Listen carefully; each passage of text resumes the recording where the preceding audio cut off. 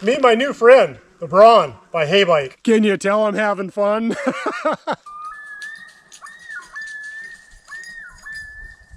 I'm just breaking the bike down from packaging. First thing that comes to mind is, wow, this company really put some effort into making sure that this bike arrives at your home undamaged.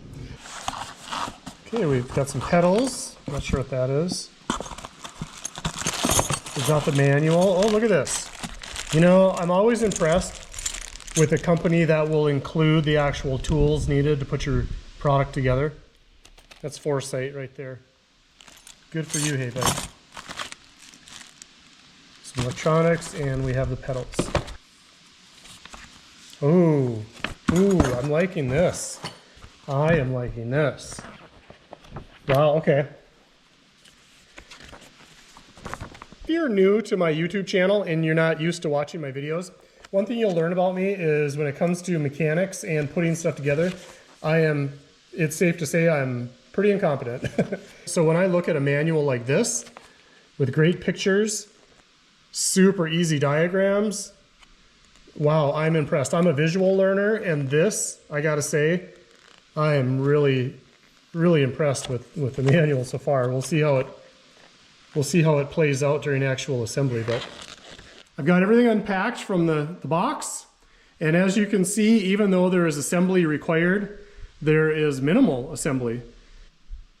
So really, we just need to add on the headlight, the handlebar stem, the pedals, and get her charged up. This should be pretty quick.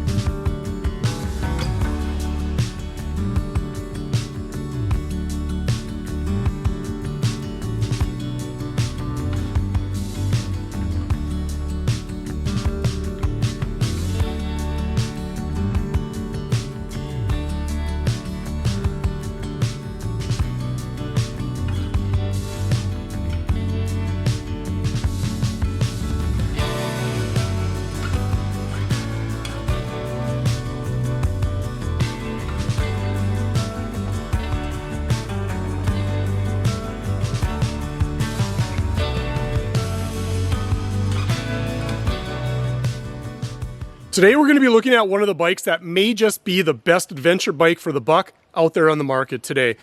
I've ridden my share of miles on a triathlon bike, a road bike, and a regular mountain bike. So when Heybike contacted me and asked me if I wanted to try out their new fat tire e-bike called the Brawn, I was more than excited.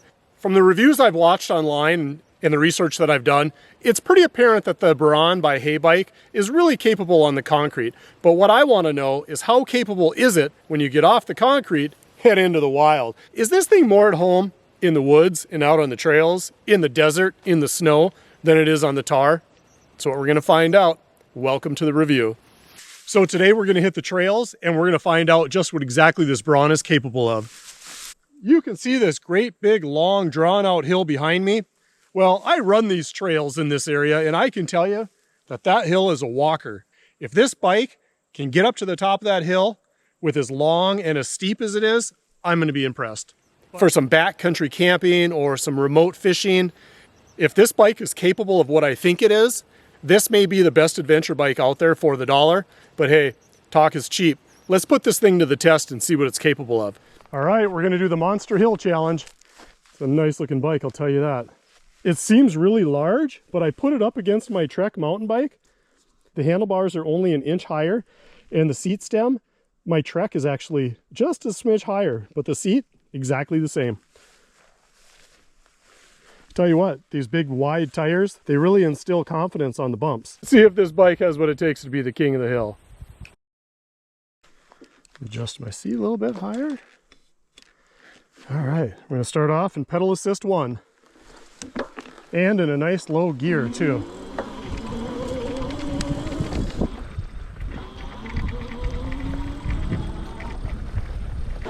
And we're going to get a little more speed going.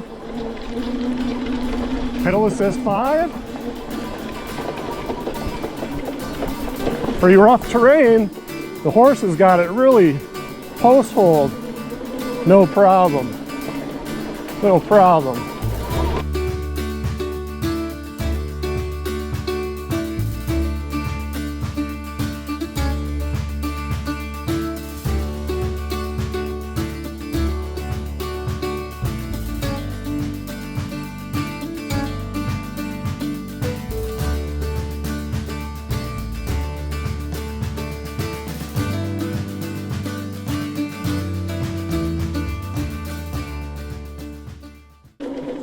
I'm not even gonna pedal.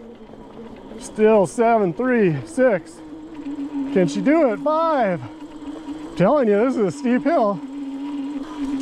All right. We're gonna go down to pedal 1. So 0. When I'm looking down this great big hill, and you can see how low that lake is, that's how high we've come up. This is definitely a walking hill, not a running hill. I set the LCD screen to go off within 30 seconds to a minute if it's not active, so that's why it keeps going off. Okay, so I'm going down the hill, so this is where that dropper seat is going to come into handy.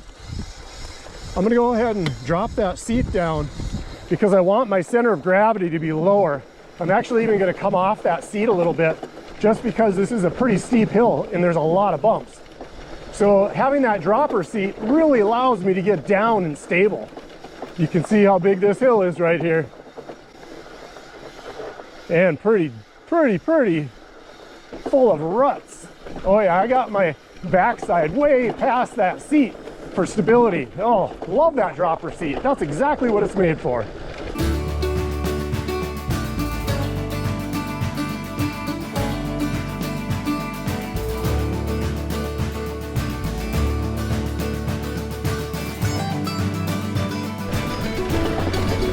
Oh, nice. Very nice. I wish you could see how steep this is. I don't know if I can get the bike to stay. Maybe if I find a little divot. And not only is it steep, but it's pockmarked as well. All right, let's go on to the next phase. Now this bike is no joke. It weighs in at 78 pounds.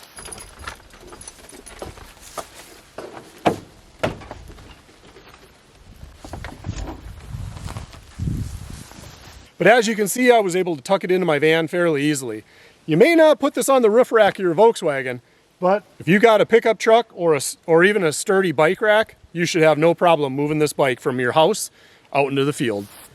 One thing that became apparent right away is the placement of the rear light. Now, I don't know about you, but one thing I tend to do is always lift and move a bike by the back seat. Well, the problem is this detachable light back here, well, it's in the way of your hand. But lucky for me, I don't have the rack on this bike yet, or the fenders, so it's pretty easy just to reach down and grab it by the frame. It's almost like the frame was put there as a handle on purpose. Just be careful you don't grab the light. So as you can see, this bike is a large frame bike, and it's built for people between 5'8" and 6'4" in height. This bike is capable of 400 pounds. So if you're a larger framed individual, this larger frame bike is going to be perfect for you. You know, one of the things I like about this bike is the fact that it has a drop seat. And not only is a drop seat really important when you're having technical downs or elevation changes where you want to lower your center of gravity just to maintain stability, but the other nice thing about a dropper seat is if you switch bikes between multiple riders, it's as easy as a push of a button to adjust the seat. No more do I have to get down here with a bolt every time my daughter wants to ride the bike or my wife wants to ride the bike. One quick push of the button on the handlebar and the seat's completely adjustable. How nice is that, eh?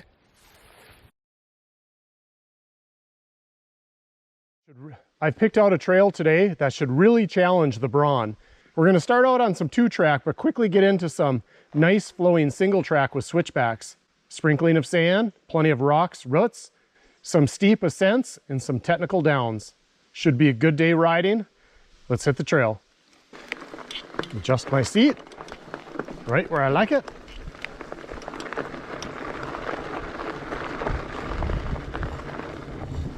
I'm going to start out in 0 pedal assist, which means the electric assist is completely off on this bike right now, just to show you that you actually can ride this bike if the battery ever was to fail or if you just wanted a little more exercise. I find that first and second gear are the easiest gears to ride without the electric assist. Once you get higher than that, the weight of the bike makes it a little harder. Plus with a fat tire bike, they're always going to take a little more energy than a skinny tire bike.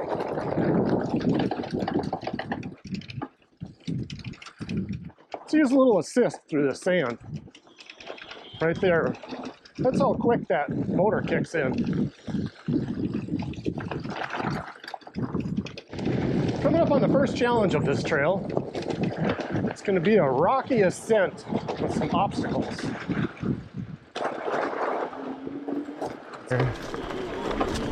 Let's try the rocks.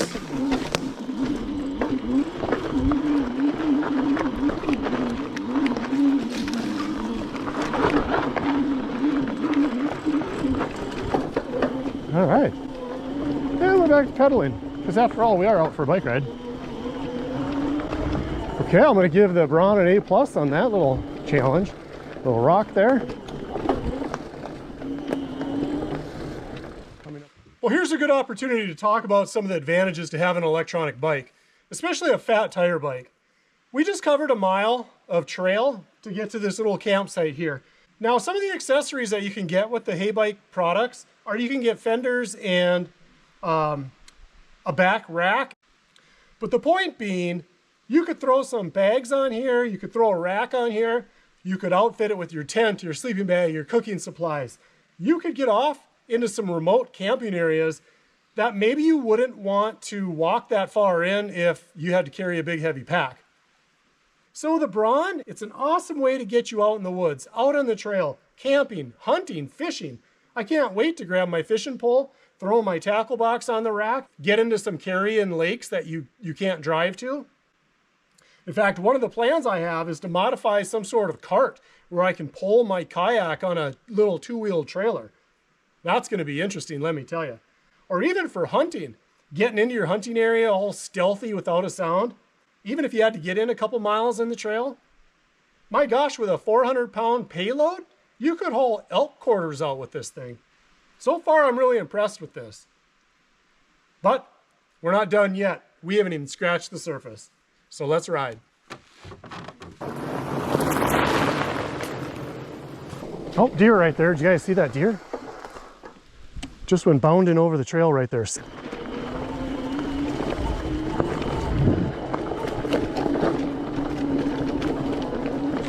Another hill coming up. We'll give it a little pedal assist and see how that feels. Ooh, this one's gonna push it to the limit. I don't know if she's gonna do it. Oh my gosh, I gotta put some foot power into this one.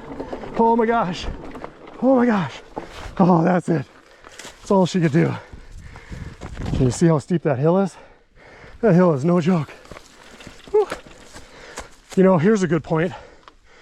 If you do get yourself in a situation where the hill is too steep, you don't need to push an 80-pound bike up a hill. Use the throttle, let it push itself. All right, well, that should be fun coming down.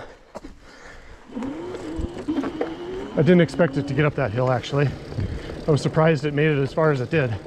But what comes up must come down.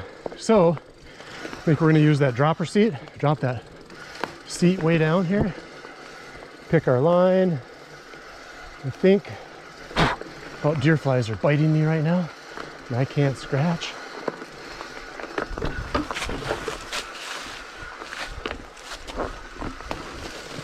All right, nice.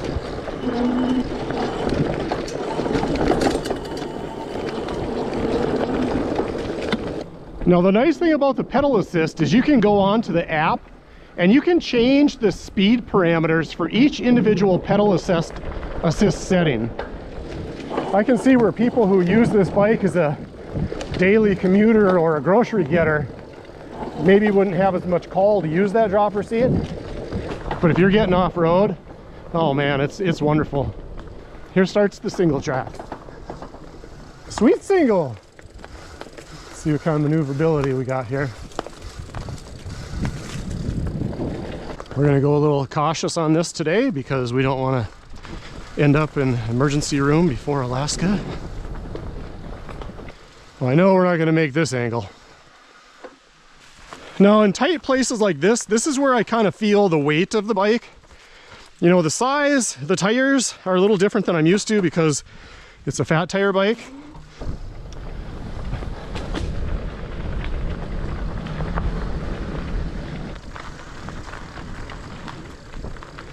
I don't know if you can hear how quiet this bike is, but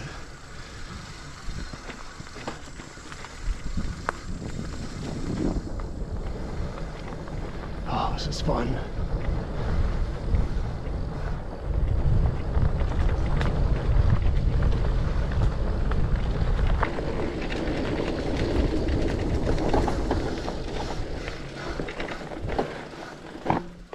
No problem. Oh, oh. Okay, problem. Oh, that one's on me. I zigged when I should have sagged on that bump. I didn't have enough speed. I took her too slow. All right, back at her.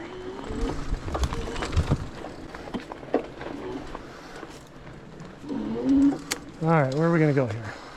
See, that's the thing when I'm not used to this electric assist is as soon as you pedal to give yourself some momentum, you operate that hub motor and you give yourself more torque than you're used to if you're not used to an electronic bike. Oh my gosh, this is so much fun. I am loving this bike. I am loving it. Tell you what, you could sneak up on some animals. Coming up on a little lake that I trout fish on in the winter.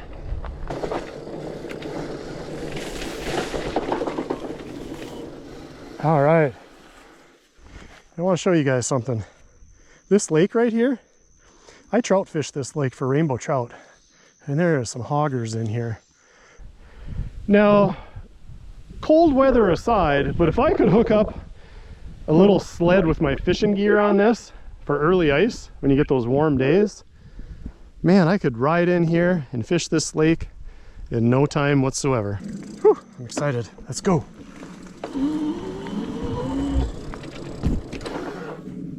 Speaking of sneaking up on animals, do you think he knows we're here? No, you go that way. Go ahead. Go ahead. Thank you, Mr. Beaver. Mr. Beaver Brown. Beavers have notoriously poor eyesight, so as quiet as this bike is, I'm sure he didn't even hear me. Haha, nice. Deer, beaver. Hopefully there's no wolves today. I don't really want to surprise any of them, or bears. Oh, there we go. There's another beaver. Another beaver.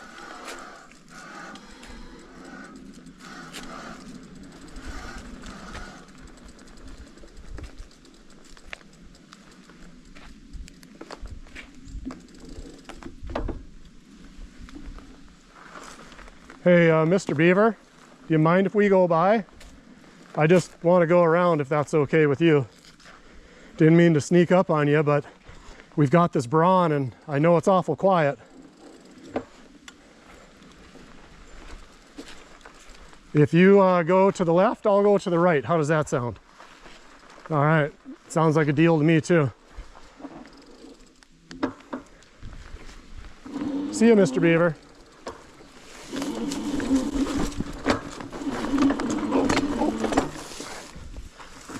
Started out bad. I didn't have my feet on the pedals. I keep forgetting I have a throttle. All right, let's just use the throttle here. Now we'll use the pedal assist too now that we got going. Now let's use the throttle. Let's see if it gets up this hill. Oh, no problem. We've done some pretty major hills today, and we haven't even touched battery power on this yet. Still showing full battery.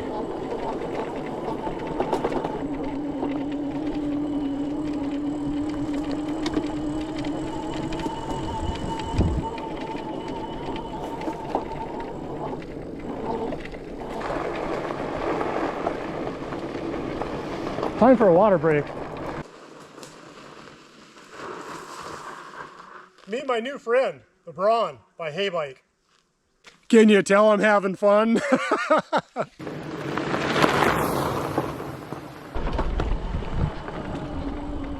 Oh, a little rainstorm coming in. Which brings up a good point about weather in this bike. Now this bike is IPX4 rated, which means if we get a few sprinkles in, which we're getting right now, I'm not going to be concerned about it. But you do not want to take this bike out through puddles or in a heavy rainstorm. I like to think of it like this. If you wouldn't be comfortable leaving your cell phone out in the weather, you probably shouldn't be riding in it either.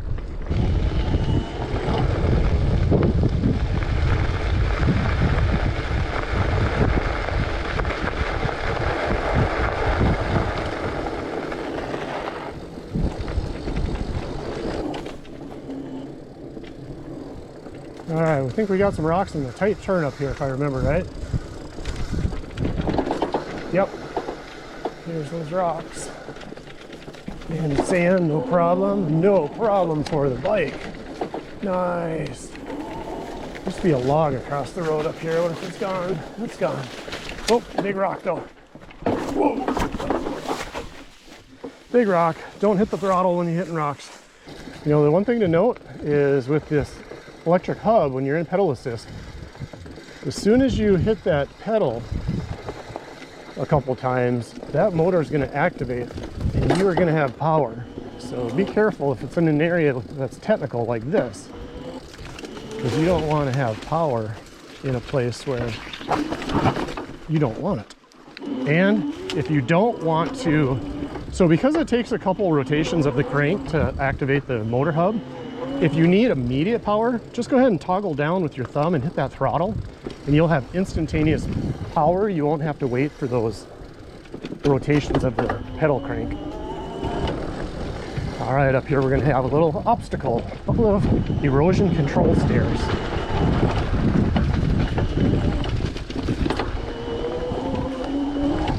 The nice thing about the throttle versus the pedal though is it has more fine control. Oh yeah, this is a big stair. Whoop. How about this one? Whoop. Oh, I put the brakes on. I don't want to hit that tree.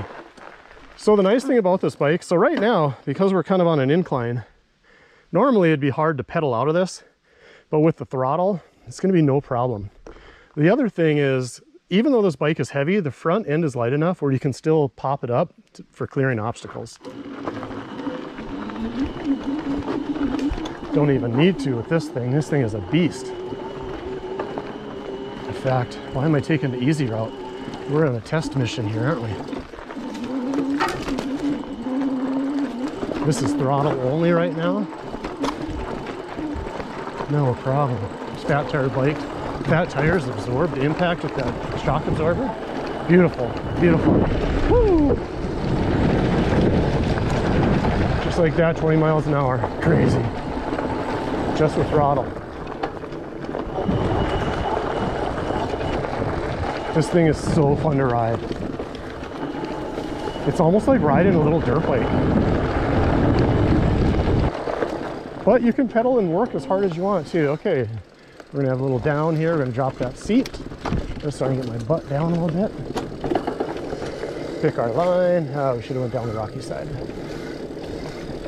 Okay, there's no sand in here. We'll see how she does. It's not deep beach sand. It's pretty shallow, but it's sand nonetheless.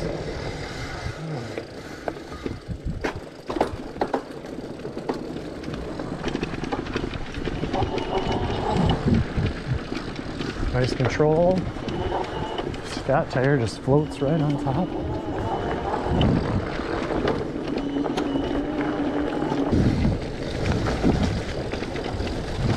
And the more I ride it, you know, the more I learn it, the smoother everything is, the more confident I am in its abilities. All the controls become second nature, like that dropper seat. I don't even think about that anymore. After just a few rides, it's just second nature. I don't even have to look for the throttle, for the dropper seat throttle. I know exactly where it's at. I just find it intuitively with my thumb. Same with the acceleration throttle. And the shifter, you know, I don't use it a ton because when I'm pedaling, I'm usually in those lower gears, and I don't have any trouble reaching it. I got to reach over a little bit for the down shifter, or for the up shifter, but for the down, I can reach that pretty well with my thumb. All right, we're gonna have to walk here because this bridge is like a 90-degree ditch here. So there's no way we're gonna get over that. Maybe it would, but I'm not gonna try it. Like I said, I'm going to Alaska in 10 hours. The last thing I need is sprain an ankle or something. And here we are, back at the van. The nice thing about the Brawn is there's two ways to charge it. You can either remove the battery and there's a charging port on the battery, or if you don't want to remove the battery, there's a charging port built right into the bike. So Heybike has given you two convenient ways to charge the battery. You just pick which one works the best for you. The battery system on the Brawn comes with a lithium-ion battery, which can be deeply discharged up to 600 times. Now, deeply discharged is not recommended by the manufacturer. You should not run this battery down to 0 and then recharge it. Best practice is, when you get done riding for the day, top off the battery. Just like any battery system, you don't want to drain it down to completely empty because that can shorten the lifespan of the battery. But according to the technicians, with this battery, even with deep discharge, it's capable of recharging up to 600 times. After a day's riding, the battery will recharge in approximately 4 to 5 hours. Now, the thing you have to remember about lithium-ion batteries is their strength is they last a very long time with many, many more charge cycles than your typical lead-acid batteries. However, the downside to them, they do operate best under certain temperature parameters.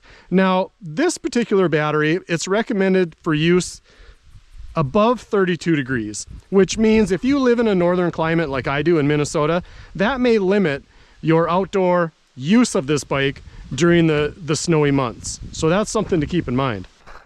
So they say this thing can do almost 30 miles an hour. Let's find out.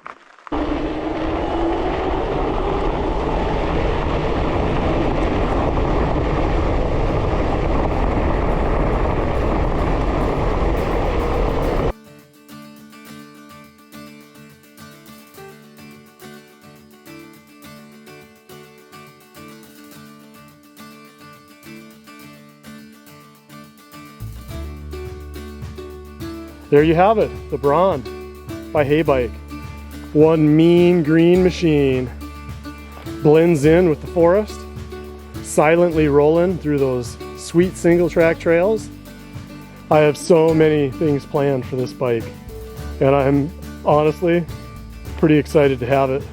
I'm sure you're going to be seeing it and lots more videos coming up as I come up with all sorts of strange and weird ways to get stuff into the backcountry. Well, I'm sorry guys, the ride is over for you, but I'm having so much fun, I'm going back out.